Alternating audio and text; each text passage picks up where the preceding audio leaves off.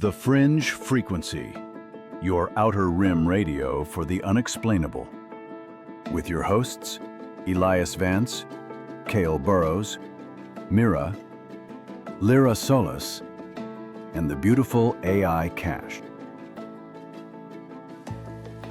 Beyond the static, beyond the official story, you've found the Fringe Frequency.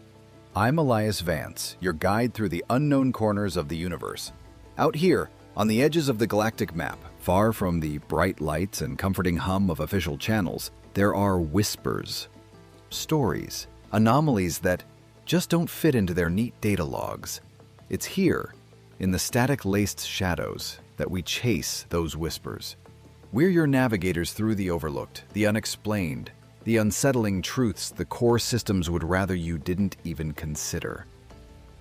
Tonight, we dive headfirst into a silence that screams louder than any shout, the unsettling mystery of the Stardust Nomad. Gravitational anomalies detected in 1 in 4.7 million rogue asteroids. Unclassified. Elias, proceed. Thanks, Cash. Always good to know even the deepest space holds its own little peculiarities for you.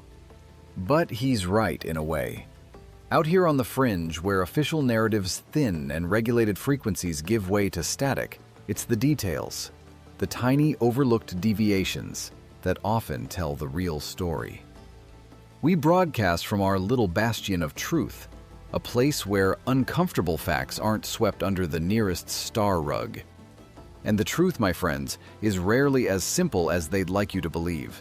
The vast, infinite silence of space. It can be profoundly deceptive. Sometimes the loudest thing out there, the most terrifying revelation, is precisely what isn't there at all. The absence. The void. And tonight, we're going to listen to it. The Fringe File, Incident of the Week. 2 standard weeks ago, the Stardust Nomad, a Class Orion long-haul freighter, vanished mid-transit on its routine supply run to Sector Gamma 7. This wasn't some rust bucket scout ship, mind you. The Nomad was a top-of-the-line vessel, built for resilience, equipped with redundant systems, and crewed by a highly experienced team of 12. Typical protocols were initiated immediately. Search and rescue, beacon tracking, debris field analysis across several parsecs. But what the Galactic Transport Authority's salvage teams eventually located defied every expectation, every established protocol in the book. There was no wreckage, no distress beacons screaming into the void, no scattered fragments of hull indicating a catastrophic failure. Instead, they found the ship itself, intact, floating silently, perfectly aligned along its last known trajectory, and empty. Completely, utterly, unequivocally empty. Not a single crew member, no cryopods launched, no escape shuttles deployed, just a hulking metal shell perfectly preserved. But broadcasting. A constant, empty, useless static. Nothing more. And the official explanation? The Galactic Transport Authority, in their infinite wisdom, declared it a navigational error, leading to pilot disorientation, which supposedly triggered an automated emergency evacuation protocol. Crews successfully transferred to escape pods, pods subsequently lost. It's a farce. I've personally reviewed the primary salvage reports, cross-referenced the ship's black box flight logs, and even analyzed the microgravimetric readings from the supposed debris field. There's no record of any launch sequence for the pods. The ship is unblemished. There were no atmospheric breaches, no power fluctuations indicative of a critical failure, not even a single diagnostic error in the entire system log. It's as if the entire 12-person complement simply opened a hatch and stepped into the vacuum. Or, more accurately, were made to. It's a convenient fiction to obscure a very inconvenient truth. A spontaneous, mass, synchronized, recreational spacewalk into the void, then? All 12 of them? Sounds precisely like the kind of neat, sanitized narrative the core system bureaucrats love to cook up. Wouldn't want to upset the interstellar stock market with talk of, well, this. Of something truly unknown and uncontrollable. It's easier to blame the victims, isn't it, Kael? Always. Blame the dead, they can't argue back. My contact at the GTA, off the record of course, mentioned the salvage crew was disturbed. Not by a typical disaster, but by the sheer absence, the lack of struggle, the lack of anything at all. It didn't feel like a crash, it felt like an erasure. The signal, 7.2 gigahertz, as Cash precisely pinpointed. It's so clean, unmodulated, mathematically perfect in its consistency. It defies random noise generation. It's almost as if it's just existing, devoid of purpose. No data packet, no voice pattern, no encryption layers, no interference, just a pure, raw frequency that carries nothing. I've run it through every filtering matrix, every spectral analysis program we have. It's empty. But it's not the flat line of a dead system. It's the hum of something that should be communicating but isn't. It's an active emptiness, a deliberate void in the information stream. The harmonics are too organized for Kael. It carries the information, Mira, that the communication systems were operational when the crew vanished. That something or someone deliberately set the signal to sustained white noise to mask their actions, or to create a diversion. We need facts, Mira. What can this signal tell us, definitively? My contacts are already rolling their eyes at the mention of active emptiness. But the type of emptiness, Kael, it's not the random noise of a broken line or a system failure. It's an absent presence. Like a voice intentionally removed, leaving only its ghost in the ether. The precision of its consistency, the unwavering 7.2 gigahertz, it's too perfect. It's a signature, Kael, not an accident. It's screaming its presence without saying a word. And that, Mira, is precisely why we're on the air, because sometimes the loudest scream is indeed silence. Stardust Nomad, 99.8% operational.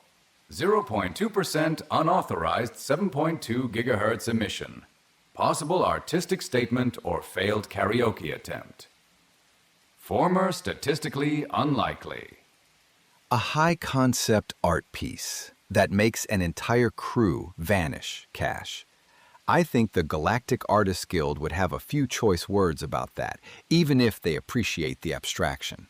And so do we.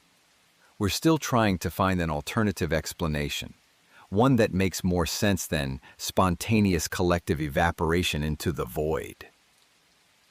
And we believe it's connected to something much larger, something that, perhaps, we're only just beginning to hear. We listen. The Fringe Interview. We've received a transmission that, frankly, sends shivers down our spines when we first heard it in our monitoring station. It's from an individual who claims to have witnessed a chillingly similar incident, not yesterday, not last year, but decades ago. He wishes to remain anonymous for reasons that will, I think, become painfully clear. Please, listen closely. This is a voice from the shadow of forgotten history. My name, it doesn't really matter. I'm just an old prospector, or I used to be. I heard your broadcast about the Nomad, that static, that empty ship. It shook something loose in my head, something I tried to bury. It was maybe 30 standard years ago, now that I think about it. I was just a junker back then, salvaging derelict mining vessels in the outer rims, trying to make a living off what the big corporations left behind. And then, I found it. An old prospector ship. It wasn't a wreck, mind you. No external damage, no hull breaches. Just floating, like it had just stopped. And it was empty. Emptier than a ghost station. But there was this feeling. A cold echo. And a whispering that wasn't voices. It was like the universe itself was exhaling. All the air, all the sound, just sucked away. And then, everything just went blank. Went blank, sir? Can you elaborate? The memory, the details, they just vanished, like dust motes in a vacuum. I tried to tell the authorities, the local planetary security force. They put me away for observation. Said I was traumatized, delusional, suffered space madness from too much isolation. They pumped me full of sedatives until I was clear. I stayed quiet after that. Figured no one would believe me. It was easier to pretend it never happened. But this broadcast, that static, that's it. That's the sound of the void. Exactly that. It brought it all back. The cold, the emptiness.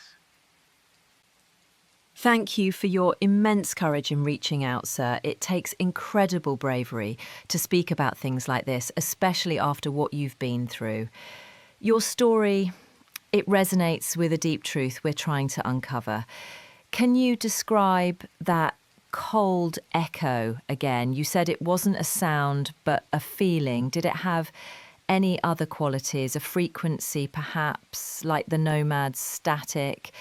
Anything that made it tangible, even for a fleeting moment? We're listening to every word. No color. No sound. Not like voices anyway, just absolute, utter emptiness. And the whispering, it wasn't noise.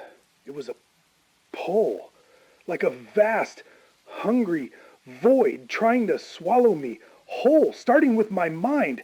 It didn't take me, not physically, but it almost wiped out my memory of that moment, left this big black hole where the details should be. Just that overwhelming feeling of total absence. Like my mind tried to protect itself by forgetting. But now I hear your broadcast, and that constant static, it's the same. It's the echo. And I'm just so relieved I'm not the only one who felt it, who remembers. We appreciate your testimony, sir. Your experience is clearly deeply distressing. However, feelings and whispering are understandably difficult for us to quantify scientifically. To build a solid case, we need something more. Were there any physical signs left behind on your ship? Any anomalies you noticed after the incident?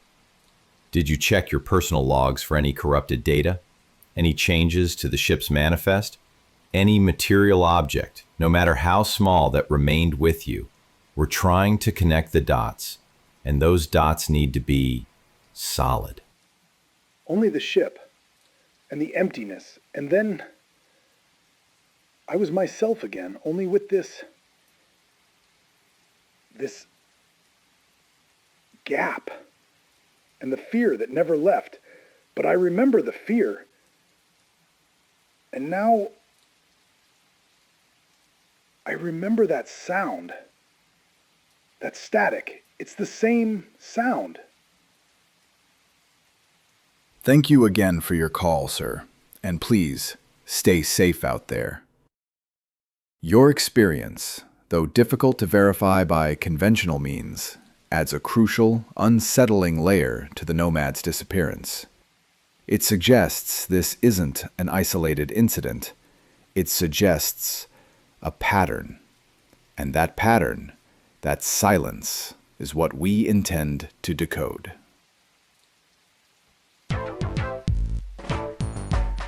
Community Connect. Welcome back to Community Connect, folks. This is the segment where we really feel the pulse of the fringe because, let's be honest, out here beyond the sterile glow of corporate-owned megacities and the soul-crushing hum of imperial tax processors, we're more than just listeners. We're a network, a family, a tribe of the untamed and the curious. This is where we prove that the galaxy has so much more to offer than synthetic nutrient paste and meticulously audited data packets. Elias, Kael, Cash, brace yourselves. Here are some of your favourite listener submissions, some truly strange sightings and a few alternative offerings that might just change your life, or at least your morning brew. We've even got a few tantalising video anomalies sent in by our brave viewers. First up, a classified from Orion Gardner, based in the always charming asteroid field known as the Grumpy Stones. And believe me, those stones are grumpy. Listen closely. Seeking ancient but functionally pristine hydroponic spare parts for a vintage generation ship replica. This isn't just a hobby, folks. It's a legacy project.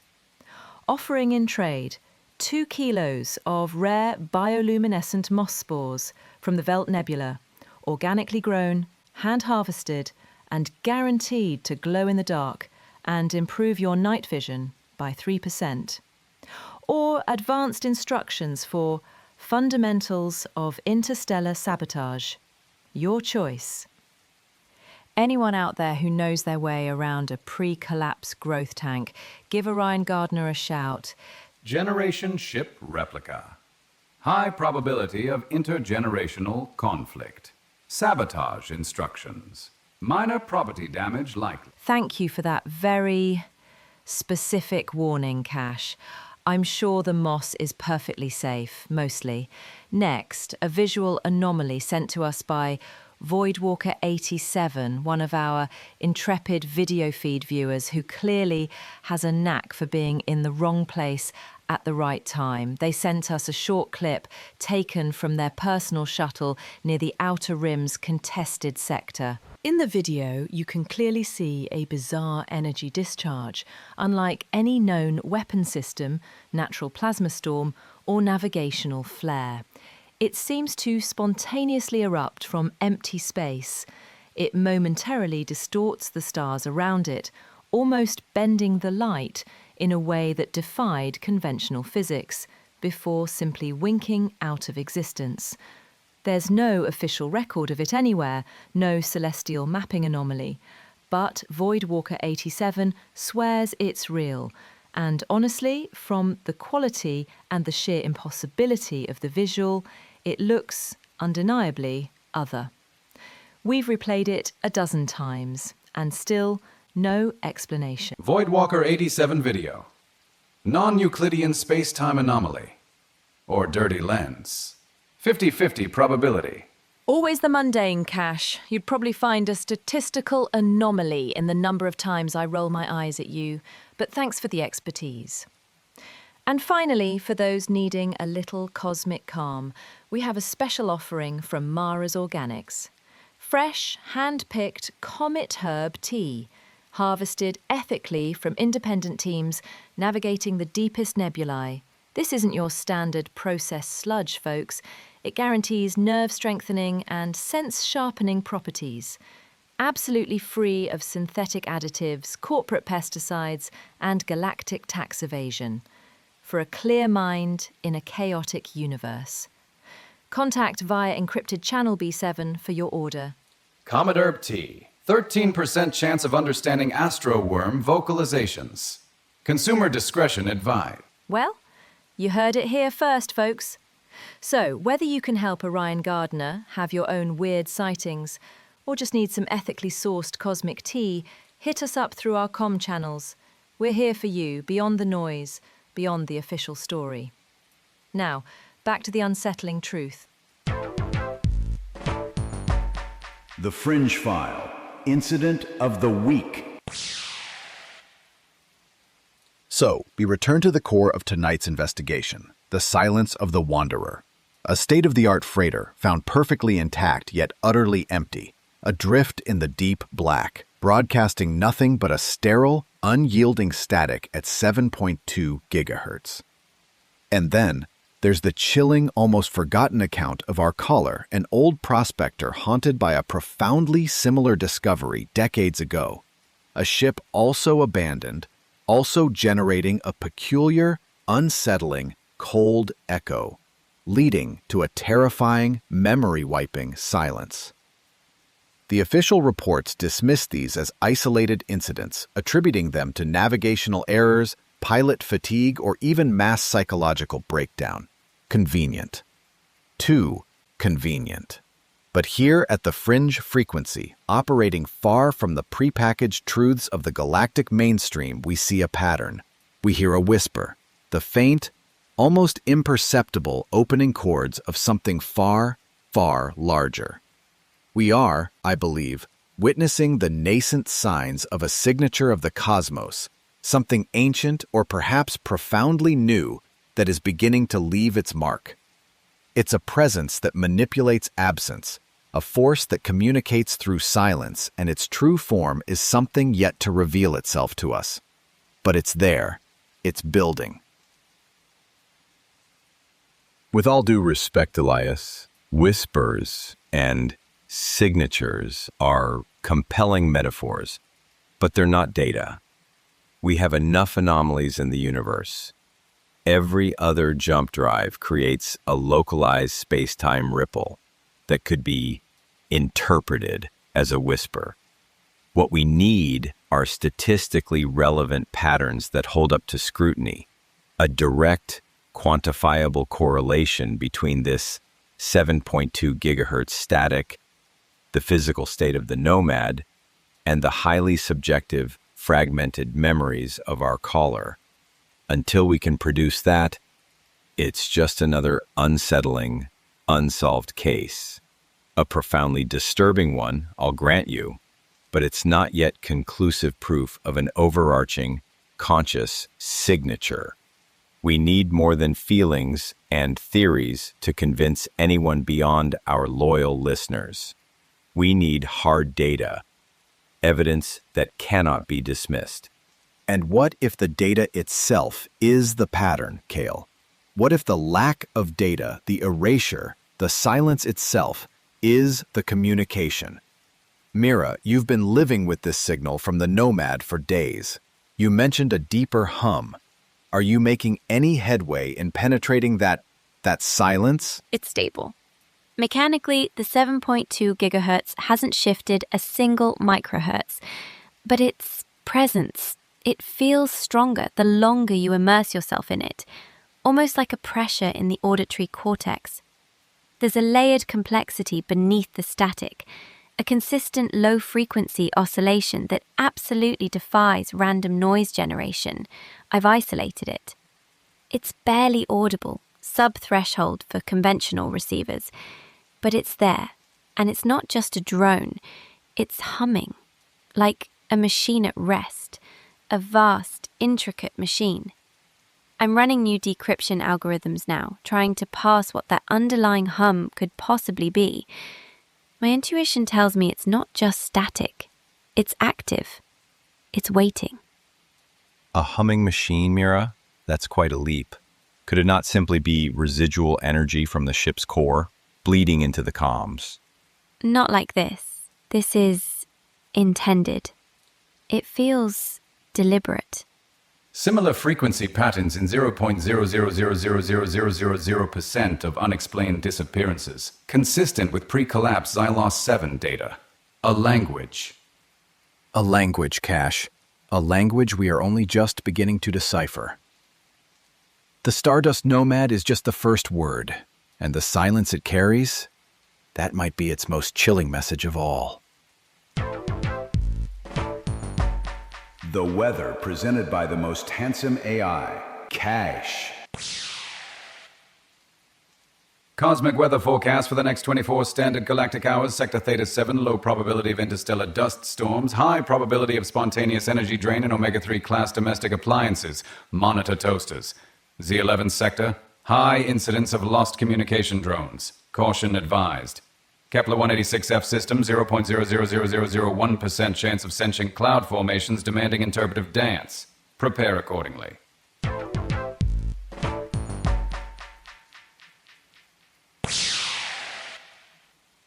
Always keeping us on our toes, Cash. From sentient clouds to philosophical toasters, you truly are the guardian of the galactic mundane. And the truly bizarre.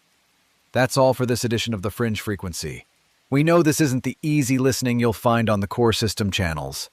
We're here for those who question, for those who seek answers beyond the official lies, for those who feel that subtle hum of something more out there. Your calls, your messages, your anomalous videos, they are the lifeblood of this station. They prove we're not alone in seeking the truth. Remember, the truth is out there, and it's broadcasting on our frequency. Stay vigilant. Stay curious. Next week on the Fringe Frequency, we intercept a desperate, broken signal from a remote, abandoned research outpost on the ice moon of Cygnus 7. Initial data suggests that a different, far more insidious kind of silence has spread there, not just through the derelict corridors, but directly into the minds of those trapped within its frozen embrace. And we will ask, what happens when the silence isn't just an emptiness in a ship, but a horrifying stillness that consumes the very souls of the living? Join us as we prepare to face the chilling quiet that can drive minds to madness.